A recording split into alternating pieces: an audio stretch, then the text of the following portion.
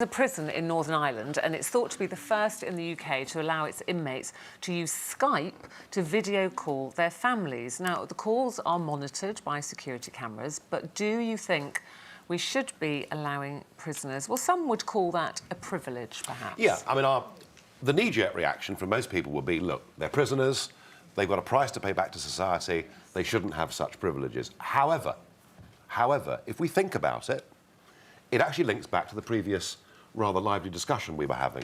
One of the biggest problems with radicalisation in Britain is not just the mosques, it's happening in the prisons. All right?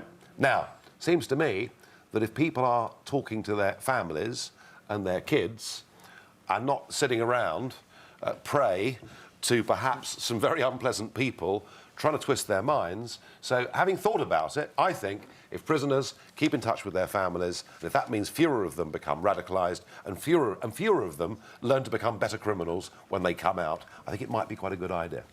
Yeah, at the moment, they're only going to allow this scheme for prisoners whose sentences... The B categories, yeah. Yeah, 6 years and under. Yeah. But I think it's a good idea because the government's announced they're going to close loads of prisons. They're going to close the Victorian prisons because, obviously, in terms of property value, they're worth a fortune and they can be redeveloped for housing and so on, and they can build newer, more efficient prisons that are, you know, also not quite so inhumane, because obviously the conditions in our prisons are disgusting. So if they close prisons and reduce the number of prisons overall, it does mean that prisoners in England will be further from their families. Yeah, so Skype is...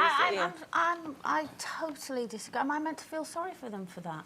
You know, for me, they committed a crime. But their families didn't commit the crime. I know, the families didn't commit the crime, but you know what? That's what they need to learn, that it doesn't just affect them, it affects everybody they love. It ruins everybody. Yeah, it does. But what is prison... You know, we've got to ask ourselves, what is prison for? Oh, yes, it's a punishment, but I wouldn't give prisoners the vote, for example. I believe that you should sacrifice those rights, absolutely. But, as Janet mentioned, there are too many people who go into prison for short-term sentences and then are not rehabilitated at all. They actually come out better, more knowledgeable criminals than they went in. So there is an element of prison. We mustn't forget rehabilitation. Yeah, but that is also very important. Well, that apparently it's for prisoners that get a sentence of 6 years and under. Yeah. You know, rapists get less than 6 years. Well, paedophiles, groomers, they get less than 6 years. I don't think they have a right to do that. But would you allow family visits? And if somebody had...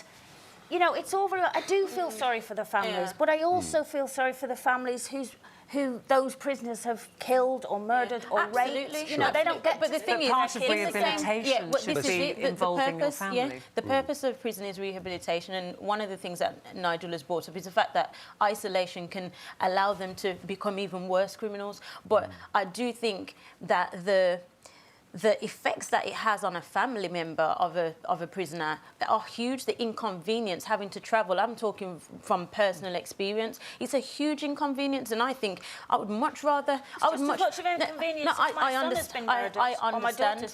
understand, but these people are still here, and we want to rehabilitate them, and we want them to get back into society as, you know, much better members than they went in. Well, we've got to reduce the prison population because it's at an all-time high now. It's just going up all the time, and what that tells me is that prison isn't working, because if prison was working in its present form, the population of prison would have plateaued or started to decline. Yeah, but also, Janet, the population of the country has gone through the roof. I mean, don't forget that. You know, we were 25 years ago, we were 55 million. We're now at least 65 million. So I think, you know, part of that is the country is getting bigger. Well, I'm pleased to hear you got the human rights of prisoners at the forefront of your mind. They should be punished, but at the same time, if we can send them out as better people, we would have achieved something. And at the moment, we're not doing either very well, it seems to me. Well, just to end on a light, do you think David Beckham's the sexiest man alive?